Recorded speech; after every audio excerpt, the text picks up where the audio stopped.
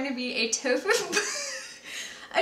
banh mi sandwich, which is basically a bunch of pickled Asian vegetables and tofu with a sauce on a baguette. Oh my god, on a baguette. What I really like about this is all the different flavors that pair off of each other, the crunchy bun, the pickled veggies, the savory tofu, with a lot of umami. But what I really like is the fact that it is a nice vegetarian sandwich option that doesn't feel overly vegetarian. Banh mi sandwiches are awesome, they're very colorful, and they are great for a party, especially with an Asian beer like this one.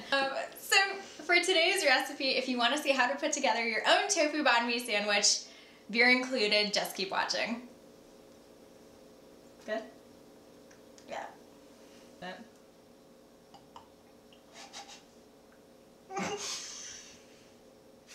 Ugh, it was totally one of those days where everything is going wrong. So the first thing you're going to do with this recipe is start by making the veggie slaw. I used a box grater, well I guess kind of a pyramid grater, and I did 1 carrot. And after the carrot comes 1 cucumber. I used about 1/4 of a cucumber. I left the skin on. These are English cucumbers, so to me they're not bitter like regular American cucumbers. I do them in half rounds, and I tried to make them pretty uniform and on the thinner side, but just enough so you still have a crunch after they go in the pickling liquid. Yeah, ever since that video, totally using the spoon again to peel the ginger. So I'm going to use about 1/2 inch of ginger peeled, and I'm going to use the grater on the thinner side to just chew that chunk of ginger and throw it in the slaw. For a little bit more texture variety, we are going to use a daikon. Now, daikon you probably haven't seen before, but it's basically like a Korean radish. After peeling the first layer of skin off, go ahead and slice them into little matchsticks to throw into the slaw. Now for the actual seasoning part of it, I just used about 2 teaspoons of sugar, and now I'm going to put in some rice wine vinegar. If you are having trouble finding rice wine vinegar, look up your nearest Asian market or international market. It is so cheap, and I love it for making Asian vinaigrettes. Now for a little bit of heat, I'm going to thinly slice some jalapenos. Thinly, I'm dead serious about this part. And that's basically how my day was going.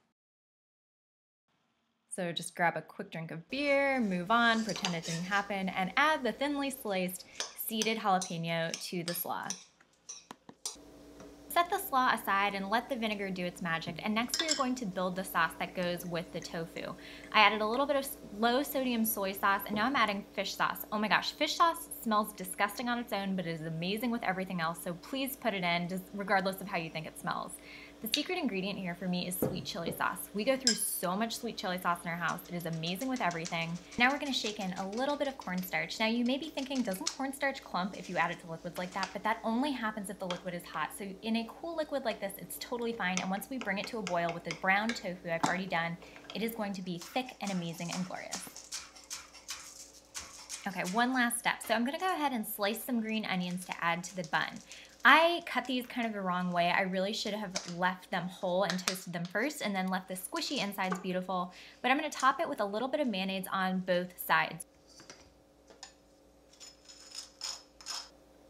Depending on your spice tolerance level, this is another great place to add a layer of hotness. I did sriracha on one side. You can do it on both sides. I cannot stand that kind of heat. So just go ahead and mix that in and top it with the sliced green onions you've already cut up. Now for the best part of the whole thing, the filling. Now hypothetically, you could scoop out some of the squishy interior bun, but I really think it needs that entire bun. Go ahead and layer it with the cubed hot tofu and then the slaw on top. And of course, we're going to make sure it's evenly spread out because each bite you want the even amount of ingredients in every single piece, not a whole bunch of radish in one place and a whole bunch of tofu in one place. You want it even. So then you're going to go ahead and grab some herbs. I have cilantro and I have basil here. I just kind of did a quick chop all over them and topped it off on top of the banh mi. I really love the way this herbalness spreads over it, and when you take that first bite, it is amazing. So these are a great vegetarian option for a party. I hope you make several of them because you're going to want to eat several of them, and of course, make sure you have the right kind of beer. Love, love, all the love, all the love.